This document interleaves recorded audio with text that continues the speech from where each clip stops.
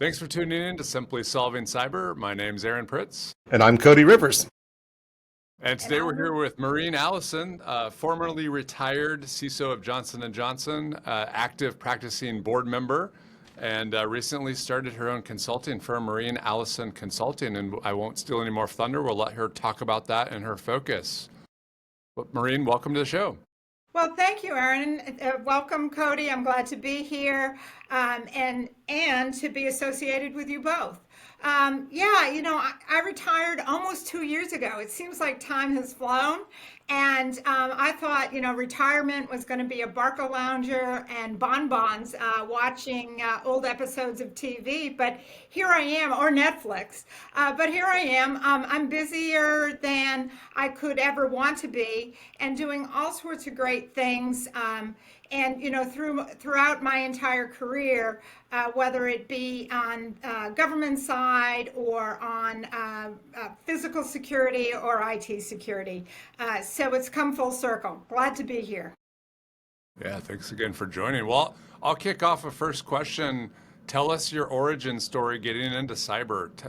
What can others learn from your path in, and give us a little taste of that. Yeah, I'm one of those folks that even though I had electrical engineering concentration from West Point, I didn't actually start with bits and bytes in computer science. No, I started more military police, and I started in physical security.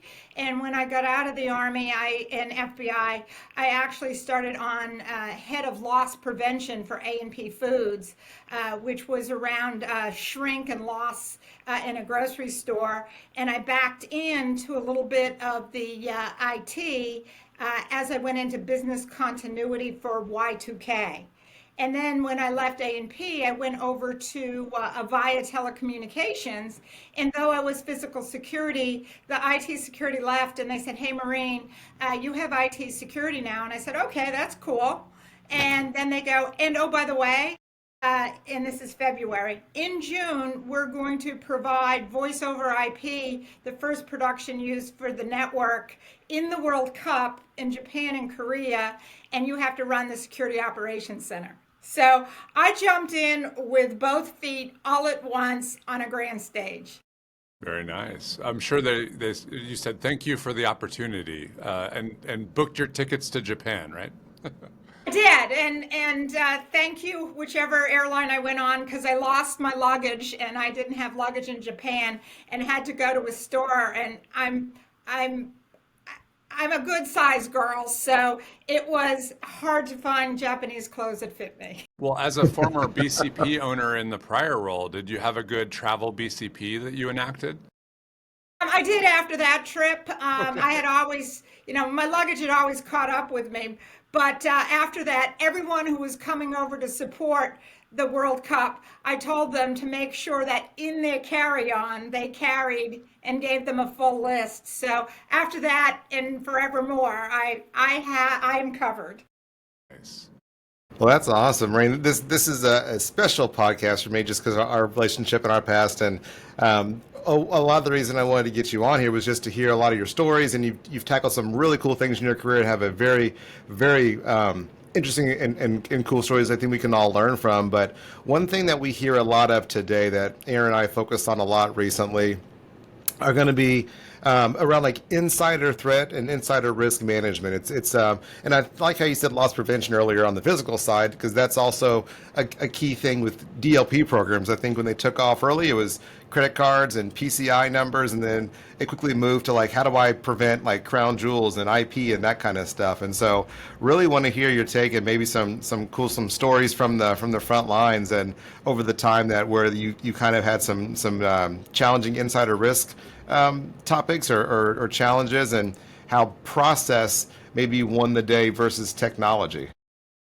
Yeah, technology is great if the technology is aligned to actually work so that whatever you put in place works. What I would tell you, there's a lot of corporations over the years that maybe is not so, right? They have potentially legacy technology or legacy processes that create so that brand new technology isn't going to work just as you need it. And early on, when I was at a company called Medco, we had we were looking at the program that was needed to stand up HIPAA. And there weren't a lot of the technologies, or they were so industrial, like logging of access. They were so difficult to manage that they didn't work, or didn't work on a mainframe the way that you needed them to do, or you had to do the coding. So we instituted something which was the supervisor once a week got to review their employees' code that they had inserted that was going into the mainframe as part of the change control, to make sure that it was accurate and correct. And supervisors looking and going, wait a minute, there's something wrong with this. Why is this going in? And come to find out, it was someone was trying to put a logic bomb on a mainframe computer that actually housed 65 million Americans' pharmacy benefit history. And we said, Wow. wait a minute, that's not good. That's not good. And come to find out, the guy thought he was going to be laid off, and because layoffs were happening. And he was never intended to be laid off, but he Wow. wanted to make sure his code went. And so we called in the FBI and did a full investigation. He went to jail for 37 months and then was deported after his prison sentence. So, sometimes it's the easy stuff. Yeah. Was the logic bomb intended to destroy his code, or was it kind of like the movie Office Space, where they were shaving the cents off of every dollar to feed an account? Classic. Oh, no, he wasn't in it for money gain. He was in it for revenge. Yeah, revenge.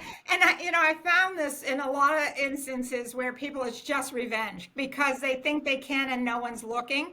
And people always want to say Big Brother is looking. Actually, it's Big Sister. Like that. So think about this. A lot of our clients are looking at now and saying, hey, or people we work with, like, where do I start? Either I've got a program that's it was too big and never got off the ground. I don't have executive support, or I'm just not sure what is good enough. What's some advice that you would say as to a practitioner working and saying, how do they approach insider risk or insider threat program? Yeah, there's a lot of places to start, and you'd be surprised at how many insiders can be in a corporation. And even looking at some areas, like you may have a third-party risk, and you say, hey, we're pretty buttoned down on access. But do you have a portion of your company that maybe doesn't go through the procurement process the same way as everybody else? Say, and the one that I have found over the years is the legal department. The lawyers will give full access to the SharePoint for discovery by a third-party firm, and you go, well, wait a minute, why do they have full administrative rights to the SharePoint? And so, you can look in a lot of areas and close a lot of doors when you go through without a lot of, advanced technology. Then there's certain technologies that you're going to start bringing in, and I've always the DLPs are great, but you have to have a plan with them. And what is it you want to do? And until you can see that, hey, wait a minute, I have clinical data here, and it looks like this, and it's tagged, then you can say, wait a minute, where's it going? What's somebody doing with it?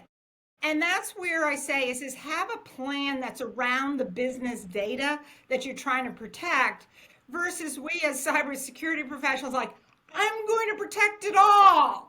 And I've seen that. I had an internal audit department that wanted me to put in a DLP when I didn't have an intrusion detection system in my company, or we didn't have a proxy. We didn't have a proxy, and they wanted me to put in DLP, and I'm like, yeah, no, that's not going to work.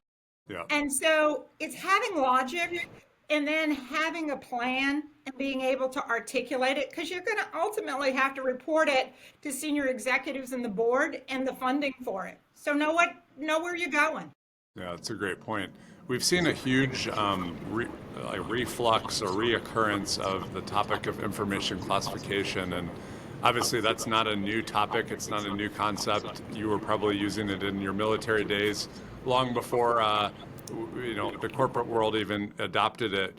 But we've really seen, and you mentioned pushing DLP, and I've seen companies try to do it without understanding their crown jewels. But give us your thought on InfoClass and maybe where you've seen it done right and wrong, and how do companies make a difference if they're trying to protect data? Yeah, so I always like it because you have the regulated data like HIPAA data or Gramm-Leach-Bliley data, social security number. We all know are things that need to be protected. They're fairly easy because it's constructed data that you can find very easy. But the reality is, it goes back to you are a business. What is driving your revenue stream? And then also the brand behind that revenue stream and identifying that data and where it is. The reality of today is, will every byte of data be 100% protected and not go anywhere? Yeah, that's not going to happen. So it's really looking at the data sets that are extremely important to you and important to the business. And that could be a regulatory importance, certainly the HIPAA, the protected health information, but it also can be brand reputation. But when you start trying to protect all data equally everywhere all at once, that's when you start getting into trouble versus getting it down a line of business for the business outcome. Great point. It's a great point. Yeah, excellent. So in that same vein, InfoClass, we see a lot of information classification, or what we've shortened as InfoClass, and I think a challenge is, and you are a big proponent of this, is like talk to the business process, because it's in a vacuum. Just to release these distribution controls and classification controls in parallel is the hard part, because a lot of it's training people and teaching people what they handle. So if you're putting these controls and heavy things and up front, there's a high chance you're going to break business process and then lose some of those allies that you may not have worked hard to create. So any advice on how to create the alignment or the partnerships with the non-IT or non-security function? Yeah, go talk to them. It's really easy. Go buy them a cup of tea. And I have a little program. People who know me, I call it 3 cups of tea. And the first time you go and they're not even talking to you, they like talk to the hand. The second time you're there, you can start to have a conversation. They think you might be their help desk, and they, like, hey, do you know how to do this on the computer? And then by the third time, you're talking strategy. What is their important data? How you can work with their senior leaders to be able to identify what their crown jewels are and what's important to their reputation. And then you're golden. I mean, then you're into your business continuity planning and your recovery. You're ready for a tabletop exercise. And once they see the exposure they potentially could have, they're driving you. I mean, there's a lot of business leaders I had to say, wait a minute, we can't do all that this week. Let's look at a plan on how we can get that in to do this, and what are the necessary steps so that you can have the assurity, the availability, the confidentiality of your data. Yeah, no, that's a great point. And you had all this tea back in the day. Now the Gen Alpha kids are saying, I got the tea here. That means the gossip, the juice. So you had the tea back in the day before the tea was cool.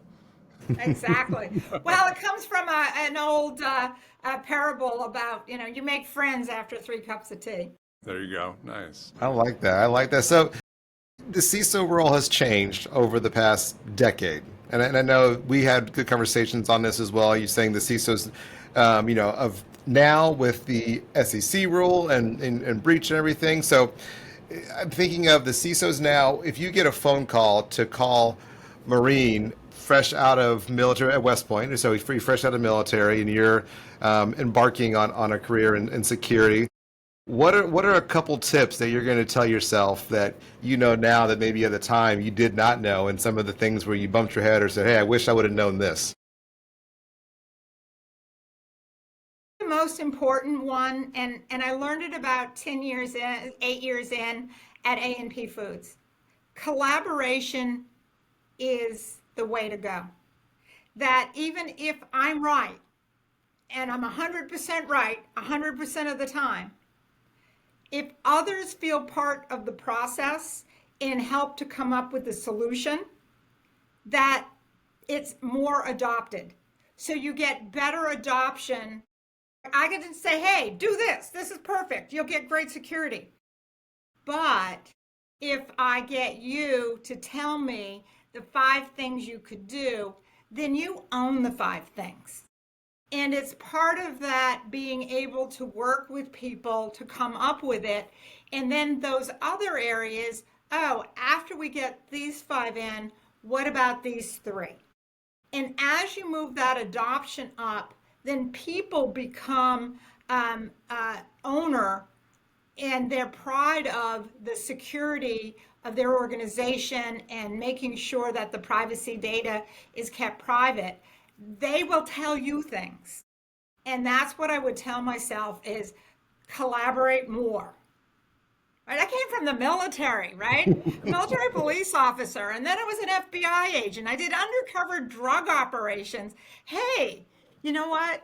But the reality is, just like when I, as I told people, as I developed informants in the FBI, just go have a conversation and ask them what's going on, and people will tell you, and then you can work with them to help their situation. That's great. Maybe one follow-up, and you mentioned FBI and military police and all of your history. We've had several military veterans on our team, and I love, especially the newer ones that have come, across to the private sector, helping them explore their experiences and pull out of them maybe something of value that they didn't realize it translated into the corporate world. And a good example I had was a gentleman that helped deploy troops out of Camp Atterbury and taught the wargaming principles, concepts to some of the officers and leaders that were going to be being deployed. And quickly my mind went to tabletops and incident response plan and readiness and the whole Dwight Eisenhower. It's not about the plan; it's about the planning process. So what have been some of your, probably having some military veterans on your team and being a military veteran, what have been some of your biggest aha moments or surprises of talent from that community that was very applicable in cyber that maybe it wasn't intuitive up front? So one of the things is, and it's not just military, but military comes with it, is a sense of duty and mission. Right? And I tell folks, when I was 17 and raised my right hand on the plane at West Point and said I would defend against all enemies, foreign and domestic, when I retired from J&J, I was doing the exact same mission. And when you get people that are tied to mission versus salaries or what their title is, I had people who had to do e-discovery down in Brazil because we had a Brazilian authority that came that wanted data on the 4th of July. So it was the soldiers that we had brought in through a military program that on the 4th of July, because they knew if they could get that data there, we would have employees that would not have to go and go to the police barracks or the prison or the jail. They knew if they gave that data. So they gave it their all on that day. And it wasn't about, hey, am I getting overtime or whatever. They just did it. We took care of them a little bit later, but it's those things. It's about the mission. You get a cyber hunter that is a military person, they're not going to stop because it's just like they're in the military and they're looking and they're hunting and they're going to do the forensics till they figure it out. Where someone who's just doing it for a job may not have that same drive and mission orientation. Great point. Yep, totally agree. Well said too. And I think for other listeners, maybe tell us an interesting fact. What would the listeners, if they see Marene Allison, they got the retired Johnson Johnson CISO for a long time, this career. What maybe is not on paper as much, and we don't need to say anything confidential, but maybe a fun fact about you and that others wouldn't know generally. My husband and I run a 219-acre organic blueberry farm in North Florida. So we have commercial production of organic blueberries, one of the first crops in the United States of blueberries that get shipped out. That's Very nice. excellent. That's You have excellent. an adjacent blueberry winery. I know that's popular up in Michigan, which is a state of many blueberries. No, we don't. We're pretty good. At the end of the season, we do a U-Pick operation and help the Nice. community, and we do something with our veterans in the area to give back. So, yeah, I wish I had, the wherewithal for a blueberry winery, but nope, just That's consumption. awesome. There you That's go. awesome. And two of the things I know too, and I think I may have told you this, but Maria was also a class of '80 at West Point, the first class of female. So as a very prestigious program, probably a lot of new things that you were faced with and challenges that you overcame there. And then recently, it was a 2023 distinguished graduate at West Point. So I'll brag a little bit on her there. So very very proud of Maureen Congrats there and and want to thank you share for that. your service. Well, thank you, thank you. I'm just going to brag a little on Cody. Cody didn't know that his father and I were classmates, and Cody is so active in trying to grow in the cybersecurity space that he actually approached me because he saw me as a CISO leader and he wanted me to do some career counseling with him. And at some point, was talking to his father and he said, "Oh, yeah, my son Cody." And I'm like, "Cody Rivers is your son?" And he goes, "Yeah, do you know him?" Nice. And I said, "Yeah, I'm going to talk to him next Tuesday. I'm mentoring Yeah. him." Well, And so, just and that's one of the things I will tell people is just reach out because everybody wants to help everybody else. that's a great point. And you should know as well, Cody does a lot of mentoring himself of others and up and coming talent. So I think, what goes around comes around. And if you're going to take, you should give. That's kind of my philosophy. Right, yeah, I tell all my mentees and the ones listening will hear this too. I say there's never a cost for mentoring. Only thing is you got to pay it forward. You got to find two more and pay. That's one thing I say I require from if I'm a mentor someone is you got to pay it forward and help somebody else. Awesome.